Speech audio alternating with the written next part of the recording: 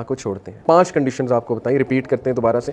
पहली कंडीशन जो है वो मैंने आपको क्या बताई कि immediate cessation of the scene, फौरी छोड़ना है।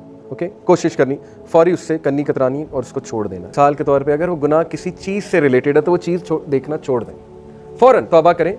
कई मैंने ऐसे लोग देखे हैं, यूनिवर्सिटी लाइफ हमने भी गुजारी है, अब आपसे क्या बातें छुपानी, जाहिर है कि ऐसे लोग अनफॉर्चुनेटली होते हैं जो गुनाह को जारी करने में जो है वो जाहिर है पीक पर होते हैं। कुछ लोग होते हैं गुनाह अकेले बैठ, कुछ होते हैं वो गुनाह जारी करते हैं, जिसमें जाहिर है कि वीडियोस आगे देने वाले या मवाद आगे शेयर करने वाले ऐसे लोग होते हैं। तो मैंने कई ऐसे अपने पर्सनल दोस्तों को देखा है कि जब उन्होंने तौबा की, जब उन्होंने गुनाह छोड़ा तो सब कुछ डिलीट किया।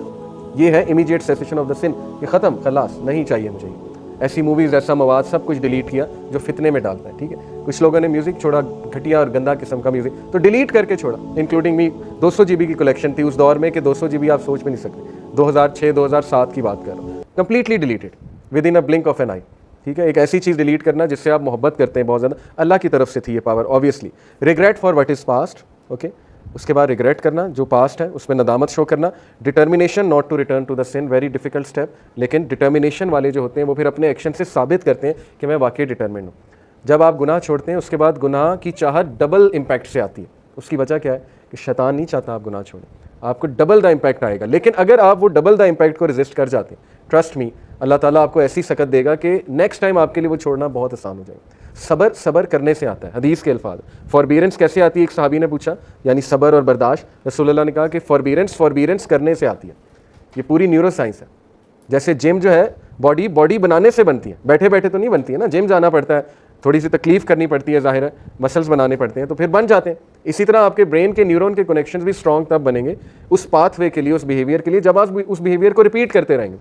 तो पहला जो ट्रिगर है वो बहुत मुश्किल है, न्यूरो साइंस पूरी बता रहा हूँ। पहला trigger is the hardest to resist, दूसरा ट्रिगर जो है वो फिर रेजिस्ट हो जाता है। ओके, तो डिटर्मिनेशन नॉट टू रिटर्न, और जाहिर है किसी के साथ ज्यादती की है तो रेस्टिट्यूशन ऑफ विक्टिम्स राइट्स और सीकिंग देयर फॉरगिवनेस, आप उनसे माफ़ी तलब करें। जैसे मैंने ऐसे भी लोग आज देखे, मेरे ही दोस्त, कि उन्होंने किसी टीचर के साथ ज्यादती की होती तो अब वो टीचर को ढूंढ रहे होते हैं किधर है, मैं उससे माफ़ी मांगूंगा। ज़ाहिर है जब दीन की तरफ आए तो ये अच्छी बात है, इट मीन्स कि आपकी रिपेंटेंस सिंसियर है, आप एक बंदे से माफ़ी तलब करना चाहते हैं। और फिर अगली बात बताई कि the sin should be given up only for the sake of Allah, not for any other reason. Although any other reason valid है, कॉन्सिक्वेंसेज आप देख सकते हैं एक चीज़ के, और वो कॉन्सिक्वेंसेज से मोटिवेट होकर गुनाह छोड़ा जा सकता है। लेकिन फाइनली आपने कहना है कि नहीं, मैं इसलिए छोड़ रहा हूँ कि मेरा रब इससे नाराज़ है, ये मैं अल्लाह के लिए छोड़ रहा हूँ। और फिर आप देखें उसमें बरकत आती, फिर आप देखें कि अल्लाह ताला की तरफ से जो है वो आपको कितनी ज़्यादा डिटर्मिनेशन जो है वो मिलती है।